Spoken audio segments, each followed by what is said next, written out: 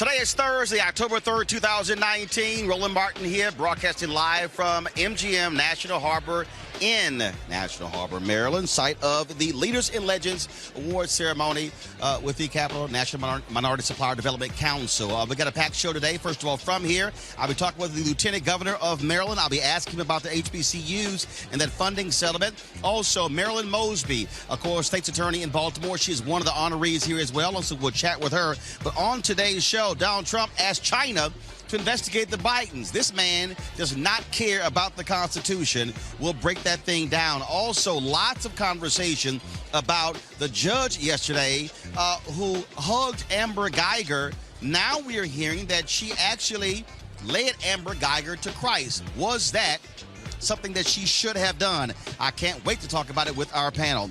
Also, folks, domestic terrorist Christopher Hassan pleaded guilty to gun charges. We'll give you all the details, folks. We got a packed show. Can't wait to have this conversation. We're live here from MGM National. It's time to bring the funk on Roland Martin Unfiltered. Let's go. He's got it. Whatever the miss, he's on it. Whatever it is, he's got the scoop, the fact, the find. And when it breaks, he's right on time. And it's rolling. Best believe he's knowing. Putting it down from sports to news to politics. With entertainment just for kicks, he's rolling. It's on go, y'all. It's Roland Martin, yeah. Rolling with Roland now. He's funk, he's fresh, he's real, the best, you know he's Roland Martin now.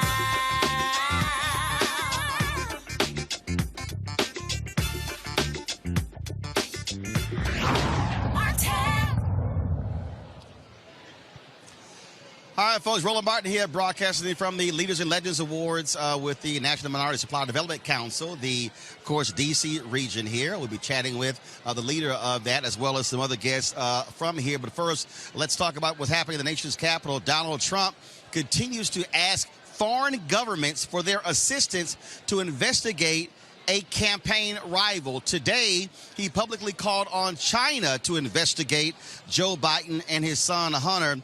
What in the hell is this guy doing? House Intelligence Committee Chair Adam Schiff said this is shameful conduct by Donald Trump. Once again, have the President of the United States suggesting, urging a foreign country to interfere in our presidential elections is an illustration that this president, who's learned anything from the 2 years of the Mueller investigation, it's that he feels he can do anything with impunity.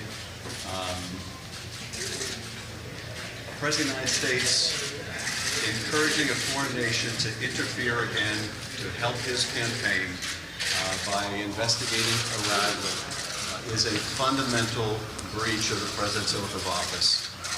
It endangers our elections, it endangers our national security. It ought to be condemned by every member of this body, Democrats and Republicans alike. What do you Keep in mind, this all started when Donald Trump had a phone call with the president of Ukraine, asked them for their assistance to also investigate Joe Biden. Let's talk about this with our panel there in D.C. Dr. Greg Carr, Chair, Department of Afro-American Studies, Howard University, R.C. Maxwell, Republican strategist, and also Mustafa Santiago Ali, former senior advisor for environmental justice at the EPA. R.C., got to start with you. If a Democrat had asked a foreign government to investigate a Republican campaign rival, there is no way in hell conservative radio, Fox News, the RNC would find that to be perfectly fine. What is wrong with your guy Donald Trump in asking foreign governments to investigate political rivals? Shoulder shrug. I mean, I know that the goal here is for Democrats to sound the alarm and act like this isn't normal and everything's going to flames.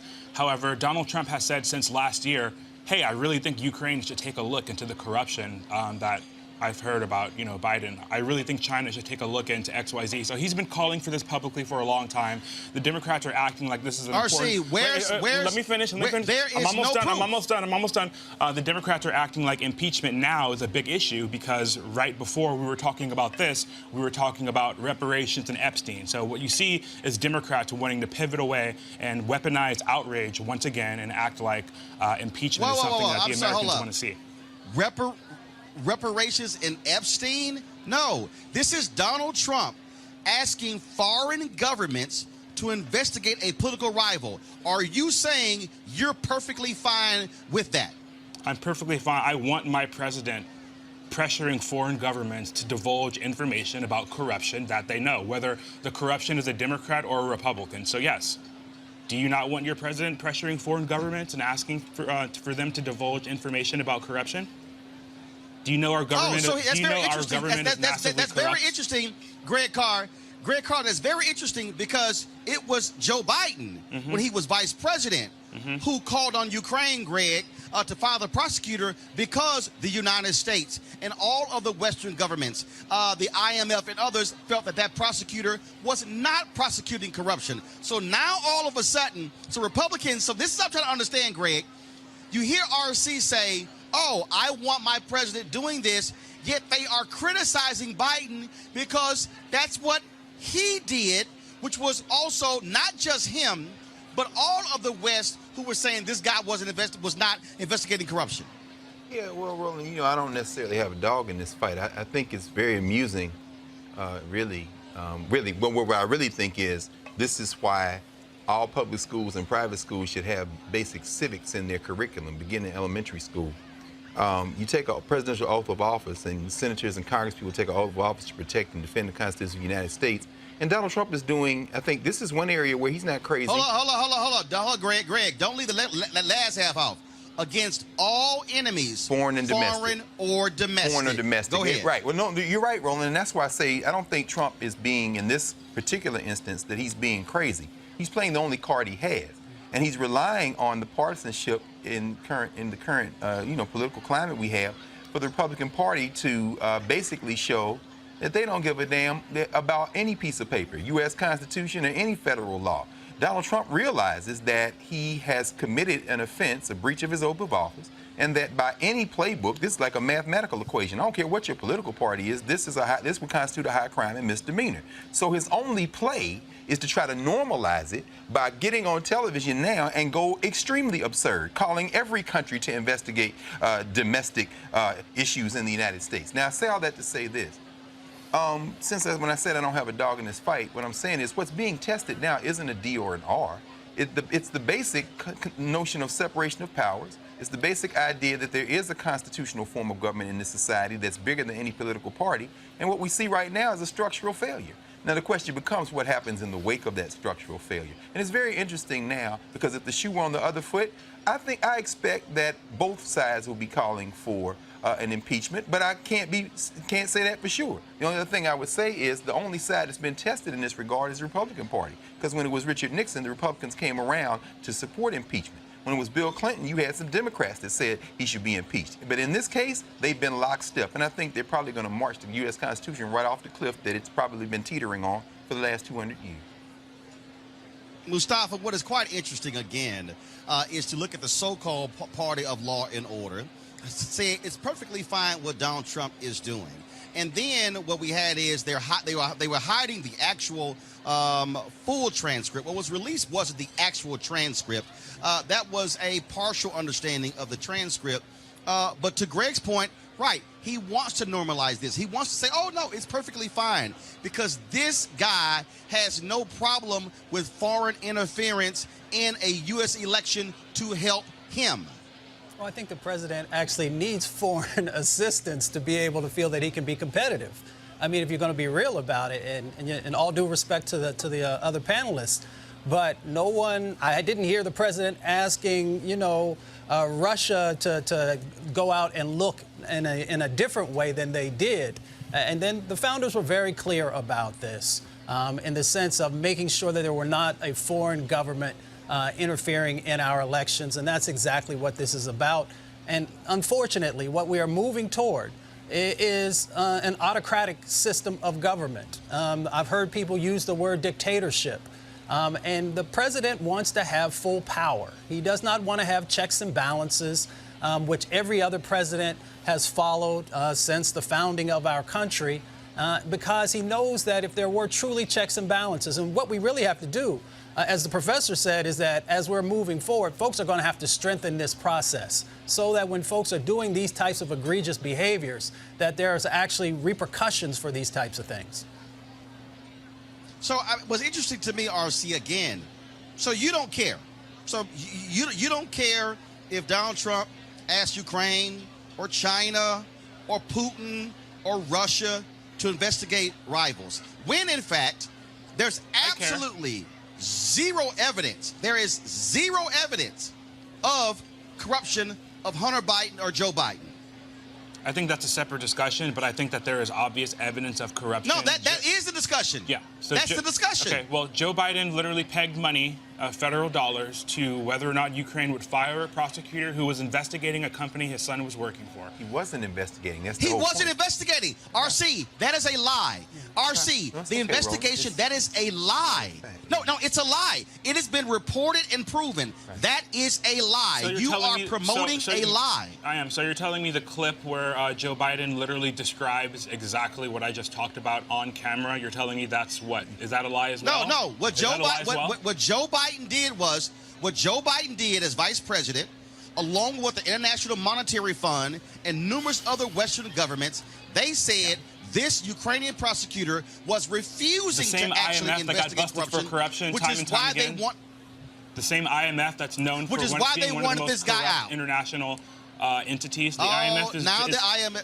Now Yeah, the IMF is Roland, corrupt. I know that you're a See, super. now I know that you're a super Democrat and you're like a Democrat Party mascot. No. Actually, but you can admit that the Biden's engaged actually, in illegal RC, you're activity. alive. Actually, RC, see, this is the game you play. First of all, RC, I'm not a super Democrat. That's first. Really? Two, I'm not a Republican. Weren't you on the I'm a black campaign man. trail for Now, Hillary here's Clinton? the piece. No, don't go down the wrong road. No, actually, that's a lie. Don't go down That's the a lie. wormhole, brother. So Keep here's it right the on the piece. thing. No, RC, I operate by a set of facts. There are no facts, none, zero, zilch, that show that there was corruption, Joe Biden or his son Hunter. I'm asking you again, are you perfectly fine, RC? Are you perfectly fine with Donald Trump asking China, asking who were embroiled in a tariff war, asking Ukraine, using his authority as the president to ask foreign governments to investigate political rivals? You're cool with that? No, I care very much about this entire situation. Specifically, I care about the fact that the CIA whistleblower is working directly with Adam Schiff, who has no credibility at all, and who shouldn't be leading this impeachment inquiry to begin with. Pivot. CIA is working with Adam Schiff. Like, you think that's gonna get, if the Democrat Party think that's what's gonna get voters off of their ass to back a CIA whistleblower and Adam Schiff on an investigation that we know is a sham, I mean, you're lying to yourself. This entire investigation is self-referential, and there's nothing illegal that's happened. Greg, here's what I find to be what is so cute about the conservative lying machine. The whistleblower goes to the committee. The committee makes it perfectly clear. This is the process by which you must go through, the established process. You have an inspector general who said the whistleblower properly followed the process. Now Republicans want to try to switch it and say, oh, he was somehow colluding with Adam Schiff, but RC also never bothered to answer my question. And Greg, that's really what we have here. What you have here is the conservative machine and Donald Trump. They want to throw so much stuff out here to confuse people to go, oh, it must be something else, as opposed to dealing with the most basic fundamental thing that happened here. That's the game they're playing. Yeah, I think these words, these labels have become virtually meaningless. Conservative, I mean, Republican equals conservative. Well, it depends on what you mean by conservative. If we're talking about busting the budget to pay for the military, that's not conservative politics. That's certainly not a conservatism that would have been recognized. We're talking about a form of race nationalism and nativism that, frankly, it's quite disappointing to hear anyone non-white try to make this thing stand up and run it up the flagpole to salute. But I will say this about the contemporary issue. It's very clear that the Russians interfered in the previous American election. It's also very clear that Donald Trump, as he told the ambassadorial contingent that was in the White House, we, meaning the United States government, interfere with other people's elections. So this isn't anything new, but this is what I would do if I was Xi Jinping, who just celebrated the 70th anniversary of the Communist Party in China. If I'm Xi Jinping, it's very simple. I simply say this: hey man, Don, since you asked for this, I'm gonna look into some things. This is what I'm gonna need for you. I'm gonna need you to knock those tariffs all down a little bit. And the minute that Donald Trump does that, because all he has done in all of his actions, whether it be this one or everything preceding it, has been to do things to enrich himself and to protect himself politically. The minute those tariffs come down, when the Chinese say they'll investigate, well, then you see, we'll see whether these quote-unquote conservatives or Republicans or whatever you want to call them would defend that. And if they do, then I think it's very, very clear that they're putting everything ahead of anything called the United States of America, and we can drop all pretenses and finally get about the business of political transformation in this country. Mustafa, at the end of the day, what we're looking at here is a party that will defend anything that Donald Trump does, because frankly, they're weak and scared. They're scared that he is going to come after them, and to literally watch individuals defend asking a foreign power for help is utterly hilarious, when these were the same people who accused Hillary Clinton, and it was a lie, of selling uranium to foreign entities. That's how crazy the politics are today. The house is on fire. And, you know, when you look at folks like Lindsey Graham, who you would never have assumed would take some of the positions that he has, when you look at someone like A.G. Barr, and a number of these other folks who are now being pulled into this investigation, it just goes to show you that, unfortunately, the president cares about himself. He's willing to throw anybody under the bus who will, you know, take some of the attention away from what's going on. And the president knows that he was wrong. That's why the impeachment inquiry is so important, to go through the facts, to go through a process, and then folks can vote and make a decision. And the other part of this is that the president also knows that he's had a set of failed policies, and we can debate any of the policies if folks really want to get down to it and unpack them. There are farmers who are losing their farms. There are folks who are dealing with the floods that are happening. There are manufacturing jobs that are disappearing because there was not a well-thought-out set of policies that got everybody around the table and worked the process. So the president knows that his only chance is confusion and chaos, and hopefully he'll be able to squeak through in the next election if he can make it through the impeachment inquiry, and then if there are a full impeachment process that goes forward. All right, folks, got to go to a break right now. When we come back, I want to talk about a poll that came out earlier this week that shows that Donald Trump has 2% support among black folks, folks like RC. We'll also talk to Dr. Cordell Brooks, former president of the NAACP. Lots of conversation about this forgiveness given towards Amber Guyger. There was the judge who, of course, hugged her. Now we hear that she supposedly led him to Christ. Others say Botham Jean's brother should not have extended, should not have hugged her in the courtroom as well. We'll talk about all of that next. Roland Martin Unfiltered, broadcasting live from MGM National Harbor, site of the Leaders and Legends Awards Gala. Back in a moment. You want to check out Roland Martin Unfiltered? YouTube.com/Roland S. Martin. And subscribe to our YouTube channel. There's only one daily digital show out here that keeps it black and keep it real. It's Roland Martin Unfiltered. See that name right there? Roland Martin Unfiltered. Like, share, and subscribe to our YouTube channel. That's YouTube.com/Roland S. Martin. And don't forget to turn on your notifications so when we go live, you'll know it. All right, folks, you've heard me talk a lot about marijuanastock.org because I want to keep you informed of investment opportunities that make sense. And we've all watched the growth of the cannabis industry. A recent report by New Frontier Data estimates the global cannabis market at more than $340 billion. We know that marijuana legalization is sweeping the country state by state. We also know that marijuana has a good cousin, the hemp plant, with a much higher concentration of CBD. That means hemp gives you all the medical benefits of marijuana without getting you high. Until recently, hemp farming was practically illegal in the U.S. and heavily regulated by the DEA. However, the 2018 Farm Bill changed all of that, making it legal to grow hemp CBD in the U.S., creating one of the largest commodities worldwide. They need land to grow all the plants, and that's where our good friends at 420 Real Estate come in. Their business model is simple. They buy land that supports hemp CBD grow operations and lease it to licensed, high-paying tenants. That's right, there are hemp CBD landlords. And you can get in on the action. Now, what they've done, 420 Real Estate has done is offer this special deal for the folks who watch Roland Martin Unfiltered. Originally, the minimum investment level was $500. Now you can invest in this crowdfunding campaign for as little as $200 up to $10,000. Again, this is a $340 billion industry that is still growing. You can participate with as little as $200. To invest, go to marijuanastock.org. That's marijuanastock.org. Get in the game and get in the game now.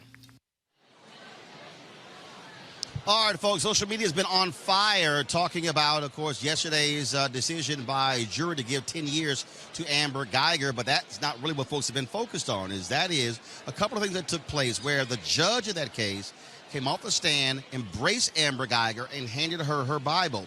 Stories today say that judge led Amber Guyger to Christ. Others have been talking about the brother of Botham Jean coming off the stand and also embracing her as well. But so I want to bring in Dr. Cornell Brooks, former president of the NAACP, ordained minister. He actually had a tweet about that. Let me go ahead and pull that tweet up, folks. I want to show that tweet where he talked about what we saw. And again, a lot of people have been focused on this and talking about what this means. And so I want you to pull the graphic up. Dr. Brooks, explain that. You say, I have preached forgiveness for 25 years, but using the willingness of black people to forgive as an excuse to further victimize black people is sinful. America should ask black people forgiveness for serially asking African Americans to forgive sanctioned police brutality. Now, now we hear that the judge also did it and extended Jesus Christ tour. So just your thoughts about that as well. Do you still believe that should not have happened in the courtroom? Well, first of all, let me say it's good to be with you. And I just want to be clear here. It's one thing to commend Botham Jean's brother for the magnanimity of his spirit, the generosity of his spirit, his willingness to forgive in the context of deep pain. That being said, it is wrong to praise his forgiveness, willingness to forgive, and use that as an excuse to serially ask black people to forgive again and again and again without taking any responsibility for preventing families from going through what the Jean family went through. In other words, black people are demanded to extend forgiveness to people perpetuating crimes against them. And frankly, it's just unconscionable. This happens again and again and again. That is to say, the country praises the victims, extending forgiveness to the perpetrators of a crime, and we decline to do anything about preventing the further victimization of black people. You know, we talked about this on yesterday, and again, it's been very interesting how raw this conversation has been among black folks. And I think you're right. I think black folks are sitting here. I think black people are not necessarily mad at Botham Jean, although many say the judge, what she did was improper. But it's this whole embracing of, oh my God, look at that. Look how and like I said, there was a conservative talk show host in Texas, Mark Davis, who was like, oh, that's forgiveness as opposed to racial revenge. It was as if, you know, that if you don't forgive, the only reason you wanted Amber Guyger to go to jail is because of racial revenge. That's right. Let's be clear about this. What we have in this country is people literally participating collectively in an individual act of forgiveness, but they're not collectively participating in an act of redemption, right? So in other words, we commend Botham Jean's brother for this individual act of forgiveness, but when it comes to redemption and restoration as a country, we're not calling for consent decrees to hold police departments accountable. We're not calling for more police officers to be charged, indicted, tried, convicted, and punished. The same people commending Botham Jean's family have done nothing, have been stricken with a case of moral laryngitis, in terms of calling for the police reforms that would prevent these kinds of tragedies from happening again and again and again. So, of course, the emotions in our community are raw, and rightly so. This is an absolute outrage, because why should black folks be called upon serially to extend forgiveness without anyone questioning whether, I should say, why it is we who are being called upon to forgive, as opposed to others being called upon to be responsible? RC, your thoughts on what Dr. Brooks just said? I agree in a lot of ways with what he had to say. The only thing that's kind of unfortunate is that we're still kind of doing this analysis, you know, black people think this, black people think that. Based upon my own sample size of social amplification, I've seen a wide variety and a diverse amount of opinions and kind of reactions to the situation. So I think everyone has a different opinion. I don't think this is necessarily cause for us to sit and overanalyze, especially when, you know, there are things, I don't know. I really just hope black families aren't sitting at home and overanalyzing this when, you know, black families aren't, you know, owning homes and black wealth isn't doing what it should be doing. You know, I just feel like sometimes we overanalyze situations like this.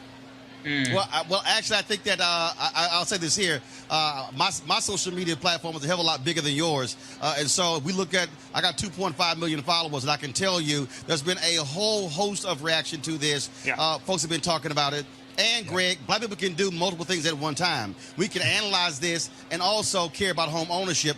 Greg, you put a tweet out that people really cracked up about this very issue. And so I'd love to get your thoughts on this. Well, brother, I mean, Roland, it's funny, man. Yeah, we laughed at that. In fact, that's one of the benefits of teaching in a black space. And, you know, I made the decision to work in black spaces, like in black media. That's where we're having this conversation. First of all, white opinion, I have no use for any of it. At this point, they have nothing, and there's nothing to be said that I would really think about seriously, because this is racial. But within the black community this morning, you know, one of our students asked, you know, I was in class, and she said, why did he hug her? And the other young sister, who happens to be from Nigeria, parents from Nigeria, she's actually from Texas, she said, well, anybody knows that in order to get a good curse, you got to get close, because you got to get something off their person, off their body. And everybody cracked up. Now, this is a black conversation. Let's be clear. These are Haitians. First of all, you're talking about a teenager. Now, you know, I had a brother come in, a South African brother, a professor on our faculty, Brother Nyandu, this afternoon, and we continued to talk about this in this context. He said, first of all, when you have a family, you don't let the children speak in public like that. There should have been an elder. And if you listen to what Botham Jean said, you really got a better sense of how this kind of forgiveness thing operated within a larger context. That's number one. Hold on, Greg. I want you to finish that thought. Yes. Because I want to read what she said. This is what she said. What Brant did today, Brant is Botham Jean's brother. What Brant did today was remarkable. It's one that we are taught to do. It's one that we must do. But I don't want the community. Hold on one second. I don't want the community to be mistaken by what happened in the courtroom. Forgiveness for us as Christians is a healing for us. But as my husband said, there are consequences. It does not mean that everything else we have suffered has to go unnoticed. We're leaving Dallas this week, but you all must live in Dallas, and you all must try to make Dallas a better place. What you saw and what you heard in the courtroom really showed what your system is, and you must seek to do something about it. You saw a contaminated crime scene. You saw deletion of evidence by persons in high office. You saw turning off of body cams and cameras in the vehicles. You saw investigations that were marred with corruption, and throughout the trial, what I kept saying to myself is, Botham was a child of God, and we know that he did not deserve what he got. The most hurtful part is for me that even after he was shot, he was left to die. That was Botham Jean's mother at a church last night in Dallas. Greg, go ahead. Yeah, I was going to say very quickly, what Brother Brooks said is very true. We're talking about forgiveness, but we're also talking about justice. And so that's why I said white opinion has no place in this conversation as far as I'm concerned. What we have two things operating here. When you hear Sister Jean say, your system, I'm with her. Whether she was born in Haiti or not, I'm with her as an African. That's a very African thing to do. In other words, we're not going to hold on to this. What you saw in that hug as well was a transfer. This white woman killed a black man in cold blood. And guess what? She didn't get forgiven by that by that brother. The forgiveness can't come from him. That was an act of healing for himself and the family, and his mother interpreted that. For this white woman, she'll carry the burden of this, and now the thing has been transferred. That's why the young people are laughing in terms of a curse. A curse ain't no Hollywood thing. We're talking about a transfer of a moral, of an ethical, ultimately of a much larger principle of responsibility. The only other thing I would say is this. When we see Judge Kemp, Tammy Kemp, tell this young lady to, read John 3:16, and she's going to hug her. That is the other thing that's in play here, and I think that is, too, a black conversation. The effect of Christian slavery on Christianity. We're not talking about African Christianity. We're not talking about African black Christianity, the black church. We're talking about the slavery type of Christianity that can have whiteness never displaced as the center of attention. That judge, as far as I'm concerned, gestured toward a form of slavery Christianity that we've got to exercise from our being, because the Africans around the world who embrace Christianity on their own terms may look at the American Negro and say, no, this ain't what we talking about. Mustafa, your thoughts? My thought on it is, has the judge ever come down before and hugged any of the other folks who have been convicted of murder or of another serious crime? For me, I feel that the judge, if she felt it was necessary to help to lead this lady to Christ, she should have went to the jail and done that after the trial was over, and then she could have, lived out and done her missionary work. I'd be completely fine with that. The other part of this conversation that we need to also recognize is the fact that there still is not fairness in the justice system. There's not fairness in the sentencing system. We've had conversations on this show about folks getting significant time for being accused of voter fraud, people having these charges from marijuana being much more significant than 10 years. So, and the last point is that you have 3 African-American men who are on this stage right here today. And if any of us had murdered someone in their apartment and then didn't even try and help them through CPR, and then for just a little while covered it up, waiting on some other help to come, we all know that we would not have gotten 10 years, and we would have been lucky if we would have made it out of the apartment if the police came, and what may have happened on the way through the transport system, and of course we know what would have happened, unfortunately, in the courtroom. Cornell, I got to ask you this here. As somebody who has been a longtime decision counselor at my church, Church Without Walls in Houston, Reverend Ralph Douglas West, I can tell you, when I heard the story that the judge led Amber Guyger to Christ, I mean, I can let you know that process takes a little bit longer than whispering a few things in their ear. And again, I'm just being very serious. And so where you literally have to ask that person a series of questions. Do you accept Jesus Christ? And then you take them through multiple scriptures. And so when I heard that that's what she did, I was kind of like, I don't know about, I mean, as a Christian, I understand leading folks to Christ. That process take a little bit longer than just saying a few words and handing them, say, read one scripture and here's a Bible. Your final thoughts? Listen, I don't believe in nanosecond Twitter moment conversions. Conversions are a matter of seeking forgiveness and engaging in redemption. And that means making a commitment to turn one's life around. And so making a decision like that in a courtroom at the hands of a judge, I won't second guess it, I won't judge it, but I'm simply saying that conversion goes way beyond a courtroom moment of stress and anxiety at the point at which you're about to go away for 10 years as opposed to for life in terms of murder. And so I'm not going to question the judge's sincerity, but I'll simply say this. That's the kind of conversation that should have occurred in jail. It should not have occurred in a courtroom, and it's just not appropriate for a judge to do that kind of thing. Or in a conference room, whatever, because you have to be mindful of those things. Dr. Cornell Brooks, I certainly appreciate it. Thanks a lot. It's good to be with you.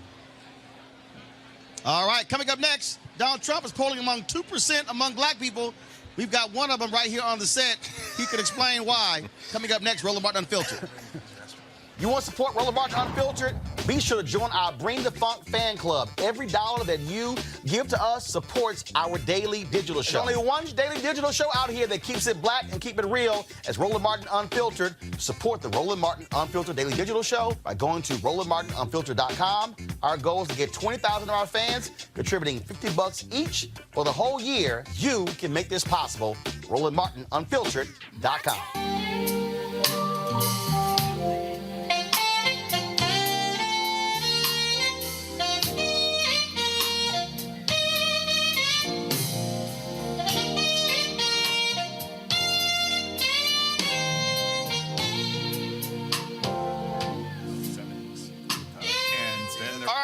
That's my homeboy there, Gerald Albright, one of the folks performing at the Luxe Jazz Experience in Cabo, November 7th through 11th.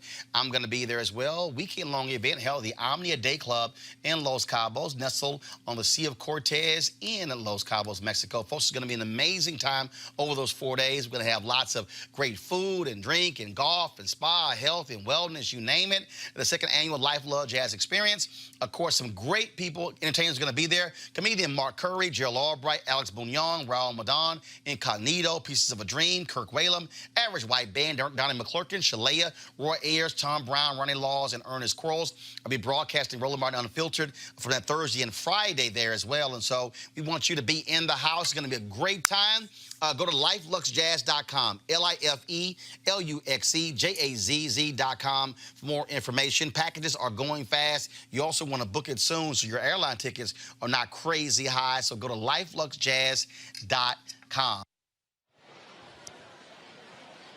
All right, folks, welcome back to National Harbor, MGM. We're, of course, here for the Leaders and Legends Awards Gala. So I'm going to be talking with some folks here just a moment. But earlier this week, we talked about a new poll out showing that Donald Trump is polling 2% among black people.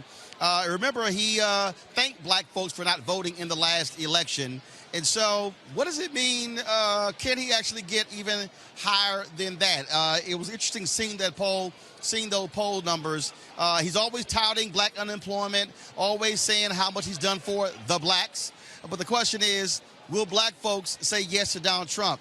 RC, you and Candace Owens and a few of the black folks, y'all are having a black summit this week. MAGA supporters for backing Trump.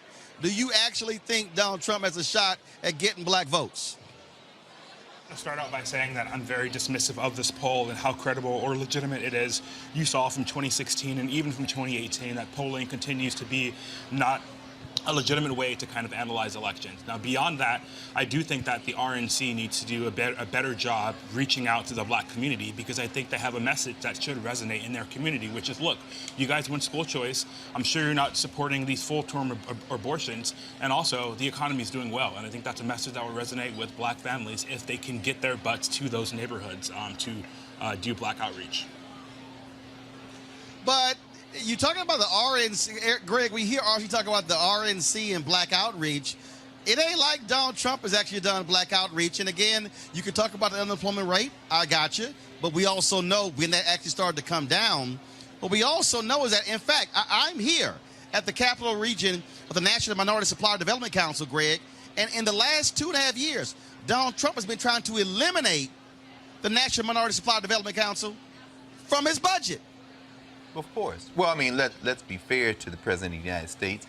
He's an equal opportunity shifter and stiffer. I mean, as a businessman, he doesn't pay anybody. But that having been said, here's several things that we should just set aside and get rid of at the beginning. Number one is, we're not going to debate whether Donald Trump is a racist or not. All we have to do is, as they would say in the old commercial, roll that beautiful bean footage of all the things he said. So we can set that aside.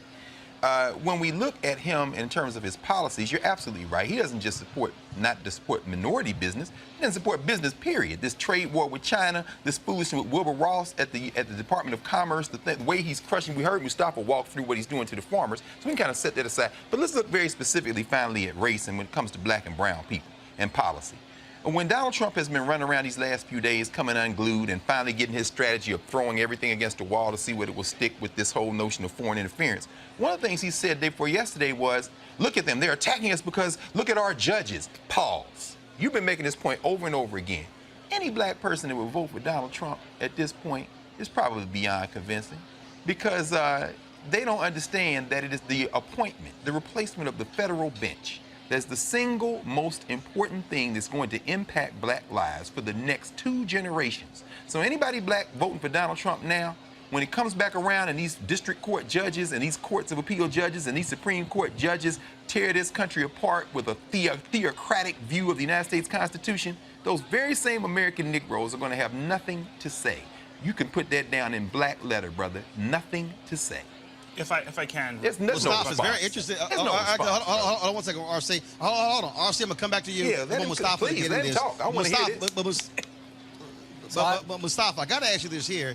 When I look at the judges, nearly 90% of the judges that Donald Trump has appointed are white men. Come on. Very few African Americans. First, when you look at Department of Housing, Health and Human Services, HUD, and Department of Education, the rollback of civil rights protections. In the Department of Justice, Jeff Sessions, continued by Bill Barr, want to roll back consent decrees, increase the use of private federal prisons. And so we could go on. And so I'm just saying it's interesting. So if there are 2 things Donald Trump has done supposedly that's good for black folks, I can count about 8 or 10 things. That's a ledger doesn't look too great. Your thoughts on this poll and what RC had to say? As I've shared before, this is a very apartheid system that has been put in place, and I don't use that in a very flippant way. I mean, you can literally look at the pieces that have been put in place. We'll stop there. Look at the positions that have been filled inside of the 17 agencies and departments that I work with in the past. You very rarely see a person of color in an influential position. Ben Carson has an influential position, but then we go a step further and we look at the rollbacks that have been happening around housing, around affordable housing. So we know that disproportionately a number of our people live in that space. And yes, we want to get folks into home ownership. That is an important part of the process. But there have been, unfortunately, moves in the negative direction in that space. If we look at medically underserved areas, we also have seen a rolling back. The president, when he pushes his budgets through, he's telling you exactly where he is placing his priorities. In civil rights, in the Department of Justice, a number of the programs that were there in the past to help people to not get caught up in this system, to help them to be able to move forward, unfortunately, have, fallen to the wayside. So I don't have to get into, some of the things that the president says, although they are egregious. Let's look at a person's works. Let's look at the policies that they're putting forward. Let's look at the budgets that you're putting forward and see if these folks are actually a priority. And as John Conyers used to say when I worked for him, you'll know everything you need to know based upon where people are putting their money. RC, go ahead.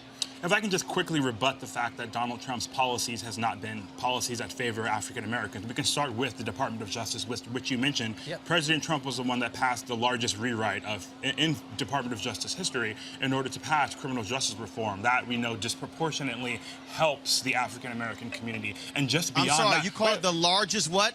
Hold on 1 second. No. Hold on. I just want to clarify. You called it the largest what? Rewrite of a criminal justice framework and a federal framework, and that's what Donald Trump's First Step Act was. Now, just getting beyond that, the largest? Yes. Don't Yes. let them keep talking, bro. It was. Okay, go ahead. A larger single substantial shift in federal criminal justice policy. You won't find one bigger than the First Step Act. Okay, go ahead. What about them judges, bro? Going beyond that, about them judges, we're talking about housing programs like affordable housing. These are some of the worst housing that you can offer to a person. You might as well make someone homeless at this point. So what Donald Trump is doing is he's transitioning. Whoa, hell no. Let me continue. RC. He's transitioning There's a to difference opportunity between zones. being homeless and a public housing. Are you crazy? He's put billions of dollars into federal opportunity zones. So he's trying to come up with a dynamic framework to increase the quality of life of the individuals who are living in quote-unquote low-income areas. So you may say, so I know we think different ways. My thinking is any program that was a developmental program to help the black community that's existed for the past 10 years, I say cut it, because I say that's a program that has failed us, literally failed us. So I say cut all these terrible programs, implement something innovative, and that's what Donald Trump's doing. And that's the message that resonates. I don't have any problem with what you're saying, RC. There's a brand new book out on Clarence Thomas It's a white law professor who is reading Clarence Thomas as a black nationalist. And that's something that black legal scholars have been saying for 20 years. Not a black nationalist in the sense that we think about black nationalism traditionally. This very rugged individualism, pro-Second Amendment, to the point where Clarence Thomas would argue in his opinions in many ways that the Second Amendment was the biggest gift that the Civil War amendments allowed black people to have. And so I get that. So I don't have really much a problem with that. My challenge is with the fact that these doctrinaire black conservatives don't seem to have enough of a command of American history to understand that nothing in this country's history is theoretical. In other words, what we're dealing with is a white nativist nationalist who doesn't even enact the policies that we just heard RC talking about. So if you're saying withdraw the subsidies from everyone, we can disagree or agree on that, but here's what Trump is not doing. Here's what Republicans are not doing. They are not withdrawing the subsidies for everyone. The subsidies for billionaires and the tax cut is enough evidence. But we can set all that aside for a second. Like Mustafa said, you can go through it, and you said you can go through chapter and verse all these policies. I got one question for RC and Candace Owens and anybody else. Defend the judges, brother. Defend the judges? Yeah, defend these judicial selections, including the stolen Supreme Court seat that Neil Gorsuch has, including the appointment of Brett Kavanaugh, who has credible sexual assault. No. Defend the judges, brother. Okay. Defend them. Defend them. Fingers crossed, the way things are looking, President Trump should be able to put 2 more judges on the court, which will swing the court. And then what? Which will swing the court into a heavy conservative. Right. You guys have to look. All these major. Who are you guys? All these major. You guys, as in like you guys that are brainwashed by the black liberal establishment. No, I said judges, brother. If you can't do it, just say. Look at the I know you read a lot of Frank Wilderson, and you're probably a black pessimist, but there are people. You see, this is a man arguing with himself on television. There are people who are black optimists, and my thinking is that the history of civil rights expansions that African Americans have been able to reap the benefits of, they've been passed by conservative judges. Wait a minute. You guys are constructing this threat as if Brett Kavanaugh. I'm not arguing with you, brother. I just need you to give me the example. And this is what the Democrat Party has done successfully. They've put people in front of cameras who will lie straight face to the camera and tell black people, these conservatives are coming, they're going to take your rights, they're going to take your rights to vote, they're going to take your abortion. This is a man arguing with himself. He hasn't given one example. Is this the Civil Rights Act of 1964? Is it the Voting Rights Act? Is it the Fair Housing Act of 1968 that these judges are going to eviscerate? So you're telling me in 1965 when these judges... No, I asked you a question. 1965 I asked you a question. Were these conservatives? Were these... I asked you a question, brother. Or were these woke ivory tower? No, are you saying... So here, you have to recognize that conservatives who are on the court have no reason to vote against or vote down anything that expands civil rights. Here is what I know. Gentlemen, here's what I know. The man arguing with himself. Here is what I know. This is what I know, very simple. Numerous Republican judges appointed by Trump would not even affirm before the Senate committee that Brown versus Board of Education was appropriately decided. Exactly. That's what we know, RC. Defend the you judge. can deny it, but we have it on record. It's not true. RC, here's the deal. They did not. I'm just going to give you some advice, RC. RC, they would not answer the question. It was not. They would not answer here. They would not answer the question. It was specifically asked. Oh, now here is the fundamental deal. With a JD Okay, all right, y'all. Here's the piece. Sorry, that's all nonsense. We'll see what happens, but I'm still waiting to see Trump's so-called black plan because it don't exist. All right, y'all. I gotta go to a break right now. Thank all of y'all for being on the panel today. I'm gonna come back. We're gonna talk from the National Minority Supply Development Council here at National Harbor MGM. Back in a moment, Roland Martin Unfiltered. You want to support Roland Martin Unfiltered?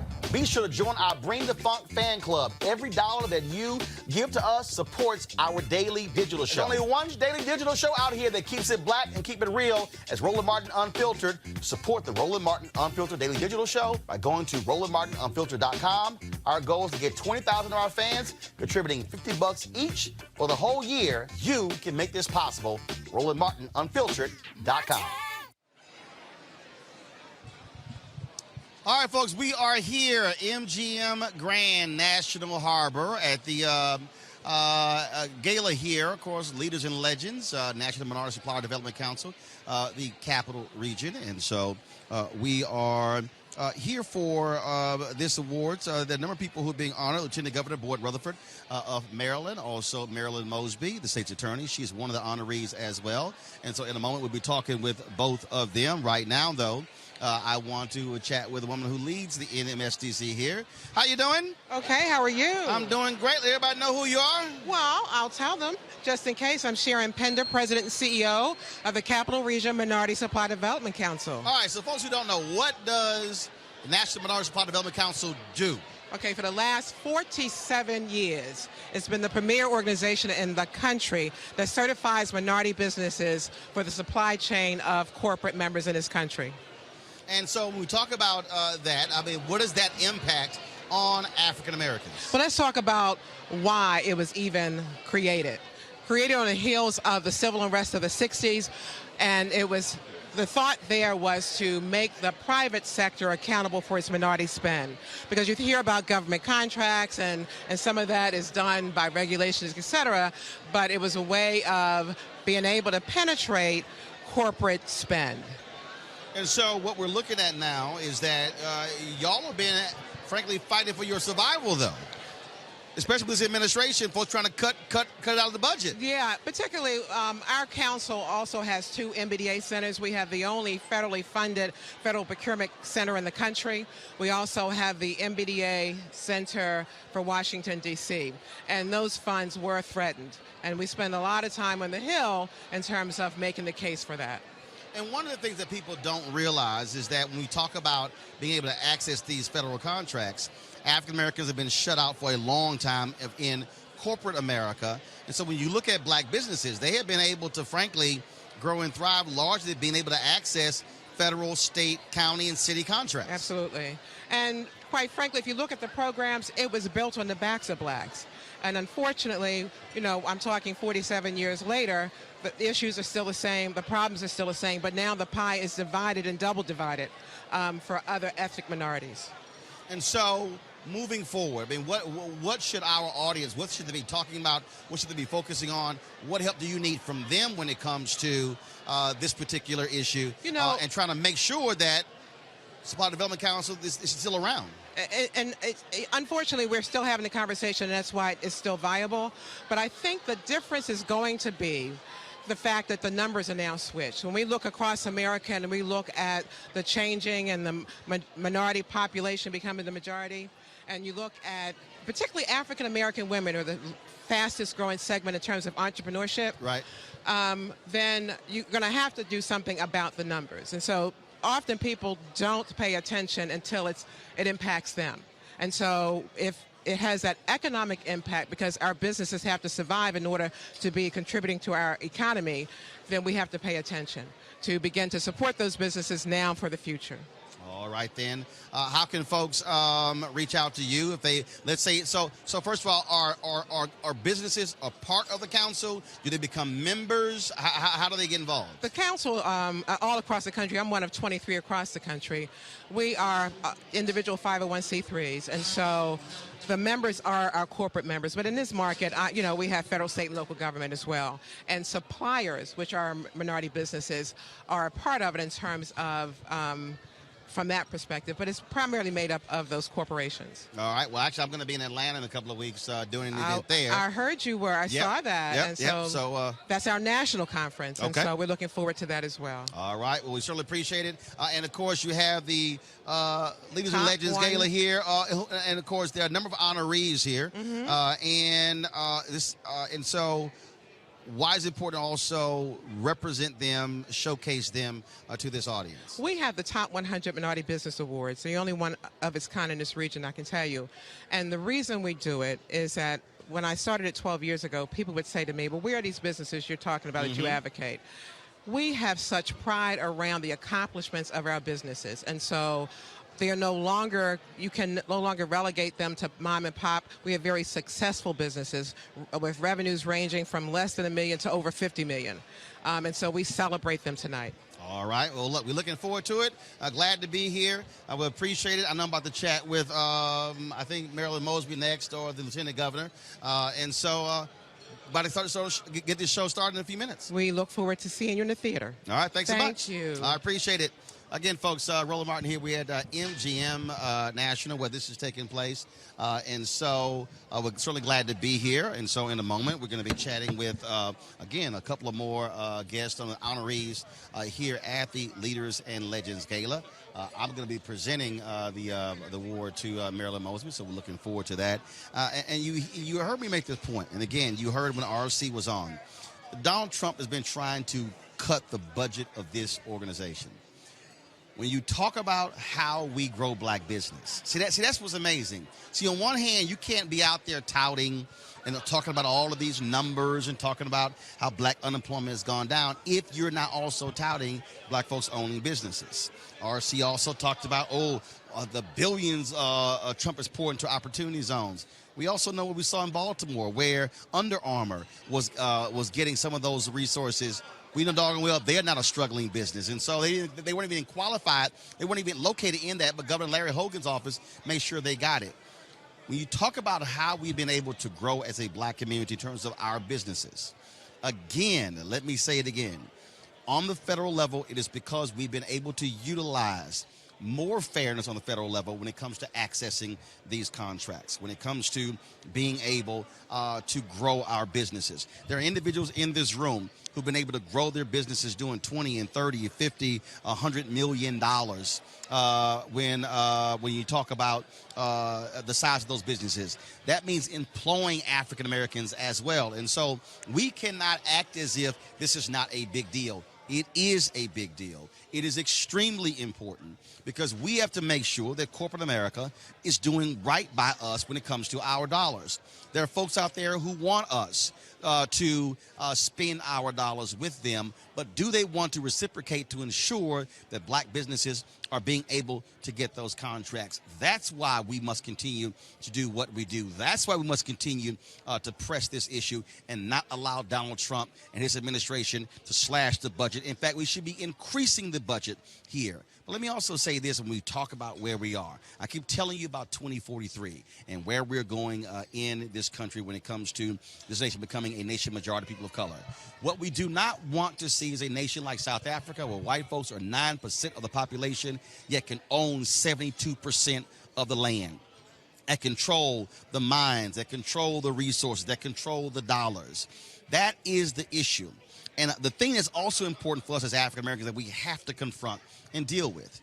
And look, I totally understand, and let me say it again, I totally understand when we as African Americans put our attention on police brutality, put our attention on civil rights, put our attention on social justice. But what cannot happen is when we are so focused on police brutality and social justice that we leave out the economic piece. We must have our economic leaders leading us when it comes to the economy. I've said this to Ron Busby, the U.S. Black Chamber, Inc. I said it to other business leaders, other chambers of commerce across this country, that we cannot be in a situation where we're having an economic conversation and we have civil rights leaders leading the economic conversation. No, the people who should be leading the economic conversation in black America are black people who own businesses, black people who actually have P&L's responsibility. That's who must be doing that. We've got to have not just even more black-owned businesses, we've got to have black-owned businesses with scale. You've heard me talk about this here. 10 years ago, actually 8 years ago, we had 1.9 million black-owned businesses in the United States. 1.8 million of those black-owned businesses only had one employee. Here we stand today, and we have 2.6 million black-owned businesses, yet 2.5 million of them have just one employee. That means that we have increased black-owned businesses by 700,000. 700,000, but here's the deal. When we had 1.9 million black-owned businesses, they were doing an average annual revenue of about $110,000. Those black-owned businesses today are doing an average revenue of $54,000. So they're really only surviving by themselves. So here we have 700,000 more black-owned businesses, yet we're doing half of the revenue. What has Donald Trump also done to hurt black-owned businesses? What they did is they went back to actually creating the larger contracts, the large blocks of contracts, meaning if you were a smaller black-owned business, you couldn't compete for those contracts. Under the Obama administration, they were able to break those up. That was something that Maynard Jackson understood. Maynard Jackson did the exact same thing, breaking up the size of those contracts because he understood that black businesses were not able to compete for those contracts. We will not be able to move forward in the future of this country if we are continually locked out of the economic success of this country. That's why we've got to ensure to put pressure on our political leaders, to support members of the Congressional Black Caucus who stand with the National Minority Supplier Development Council to make sure that we are at the table and we're getting our fair share. It's one thing to yell, we need access. It's another thing to actually be able to get it. And so what I implore all of us to do is that when we're having these conversations, we are talking about ensuring that black-owned businesses are being able to grow and thrive. Again, that's what Maynard Jackson did. That's what Coleman Young did in Detroit. That's what Marion Barry did in Washington, D.C. Yes, times were different. Yes, you had the initial area of affirmative action, but the only way we're going to be able to grow and prosper is if we ensure that we are growing our businesses. And let me say the last thing, which is critically important, and that is black-owned businesses have also got to understand mergers and acquisitions. We cannot be living in our silos so focused on just having our own individual companies that we don't understand how we must also partner together and work together and collaborate to be able to grow and thrive. I've said this in media. There are too many black-owned businesses in media that are operating in their own sort of scale out there who are not out there working with others. We can't live in silos. We must be able to collaborate to grow and build. Folks, it is one thing to say we need more black-owned businesses. What we really need is black-owned businesses with scale. No, what we need are black-owned businesses that are doing $5 million and $7 million and $10 million and $50 million and $100 million and $250 million and $500,000 and $1 billion. 12 employees. I told you that the average black-owned business right now does $54,000 in revenue. Last year, we did $700,000 in revenue. Now, do we need more? Of course we do. But see, if you don't start somewhere and actually build it and grow it, it will not be able to grow and thrive. I am employing black people with this show. In fact, there are more, I guarantee you, there are more black people who work on my show than work on any show on broadcast or cable. I would be shocked if you, in terms of the number of people, in terms of the percentage. I guarantee you that. What does that mean? Because when you create small businesses, 65% of America's small businesses are small business. They actually hire people in their communities where they actually are. We have been frozen out of the process for far too long. That cannot continue in the future. We must be about the business of business, which means we must demand our fair share. I'm not interested in crumbs. I'm interested in slices or the whole damn pie. Folks, we appreciate all of you watching. Unfortunately, two of our guests have not arrived yet, but we got to go ahead and shut this thing down. Let me also thank Conscious Thought for contributing to the show today. Don't forget, folks, all of you are watching on YouTube right now. It's nearly 2,000 of you. You can contribute to Roland Martin Unfiltered by giving right there on YouTube, or you can actually go to RolandMartinUnfiltered.com. Join our Bring the Funk fan club, and that is every dollar you give goes to support this show. Tomorrow I'm going to be broadcasting back in the studio, but folks, we're going to be on the road in the next 3 weeks, broadcasting from Denver, from Atlanta, from all over the country, because we are about telling our story, controlling our narrative. And so please, we need your support. You can pay via Cash App, you can pay via PayPal, or even Square. Every dollar you give goes to support this show, goes to support and grow a black business, goes to actually us being able to hire more people and more African Americans to make this show possible. That's why we did it, because we don't just talk about black empowerment, we actually do it. All right, folks, from MGM National here in MGM Grand in National Harbor, I'm Roland Martin. I'll see you guys tomorrow. Y'all have an absolutely great day. Holla!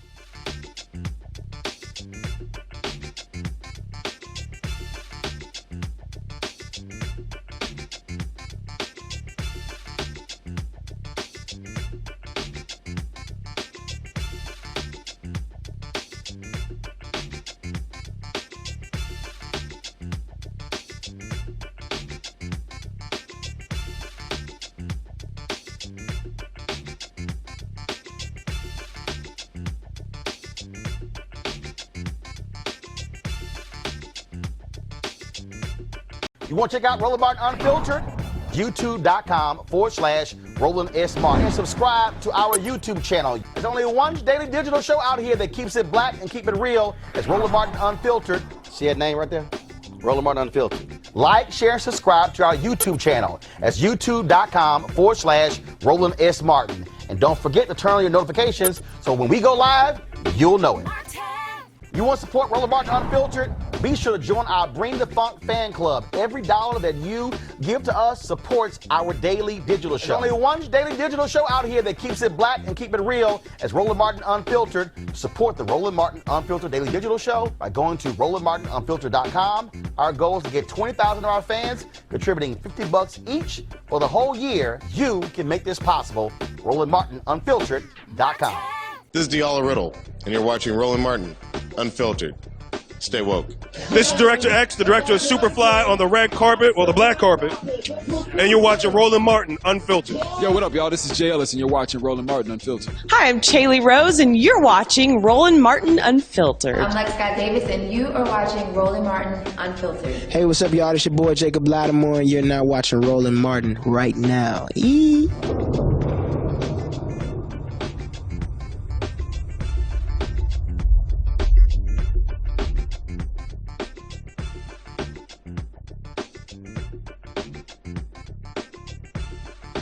Hey fam, want to check out Roland Martin Unfiltered? The blackest show on all of digital, cable, and broadcast. Check out our audio podcast. There's only one daily digital show out here that keeps it black and keep it real. It's Roland Martin Unfiltered. Press play. Martin.